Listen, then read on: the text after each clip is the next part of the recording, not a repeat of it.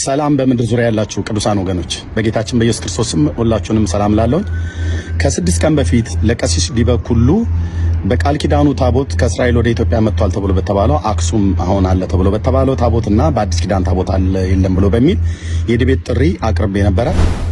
የቃል ኪዳኑ ታቦት ከእስራኤል ወደ ኢትዮጵያ መጣ የተባለበትን አክሱም ጽዮን ማርያም ያልነው ምክንያቱም ካህናቱ ከጽላቱ ጋር በጣም ቀርቤታ ስላላችሁ ማለት ነው። እንደዚሁም በአዲስ ኪዳን ታቦት አለ የለም ብሎ የሚለው ጥሪ እንዲቀበሉ የሚፈልጉ ከሆነ ዛሬ ጥሪ አቅርቤልዎታለሁ። 1100 ሰው ባለበት ሪከርድ አድርጋችሁ አድርሱላቸው።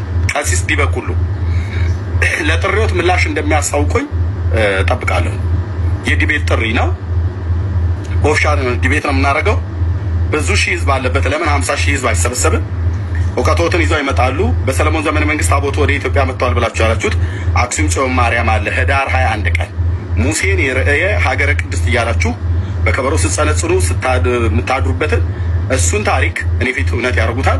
በአዲስ ኪዳን እናንተ ታቦት ብላችሁ የምትሉት እርሶ የሚቀድሱበት ይዘውት የሚወጡት የሚሸከሙት እሱን እውነት ያደርጉታል። ይህን ጥሪ እንዲቀበሉ በጌታ በኢየሱስ ክርስቶስ ስም ለምንዎታለሁ። ቀለም የሰጠራይ ነበር ድጀቱን ተቀብያለሁ። ና እንግባ። ቀኑን ንገረኝ። አሁን ታሪክ አታብዛ። ቀኑን ንገረኝ። መቼ እንግባ? መቼ ይሻላል? እና የለውበትም። ለማንኛውም ዲቤቱን ግን ተቀብያለሁ።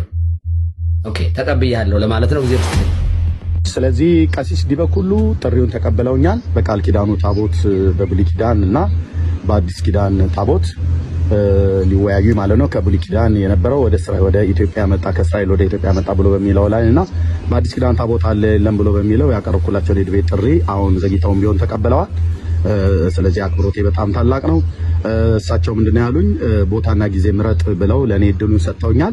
ድጀቱን ተቀብያለሁ። ና እንግባ። ቀኑን ንገረኝ። አሁን ታሪክ አታብዛ። ቀኑን ንገረኝ። መቼ እንግባ? ቀሲስ ዲበኩሉ እርሶ እንግዲህ ቦታና ጊዜ ምረጥ ብለው ስላሉኝ እኔ ጊዜ የፊት ለፊታችን ቅዳሜ ከምሽቱ 2 ሰዓት ላይ እንዲሆን እና ቦታና ጊዜ ብሎ የሚለውን ስላለ ቦታ ደግሞ ከዚህ በፊት ቴዲ ሐዋሳ ቤት በዲያቆን ፈለገ በነበረው ውይይት ላይ ትንሽ ጫና እንደተደረገብኝ ባውቅም ግን እርሶ ካሉ የእሱ ፍቃደኝነት ተጠይቆ የቴዲ ሐዋሳ ፍቃደኝነት ተጠይቆ ፍቃዱ የሚሆን ከሆነ በቴዲ ሐዋሳ ቤት ድጋሚ በደል ያደርስብኛል ብዬ አላስብም። ግን እሱን ፍቃዱን ጠይቄ እኔም እናንተም ጠይቃችሁ ፍቃዱ ከሆነ የሚያወያየን ከሆነ የእሱ ፍቃድን እንጠይቃለን። ካልሆነ ግን እሱ ደግሞ የማይፈቅድልን ከሆነ በሌላ ገለልተኛ በሆነ ሰው ቤት በኮሆስት አይደለም በፔጁ ላይ ተገኝተን የዲቤት ጥሬን ስለተቀበሉ ውይይቱን እናደርጋለን ማለት ነው። እግዚአብሔር አምላክ ይባርክልኝ። ዘግይተውም ቢሆን ዲቤት ጥሪውን ስለተቀበሉ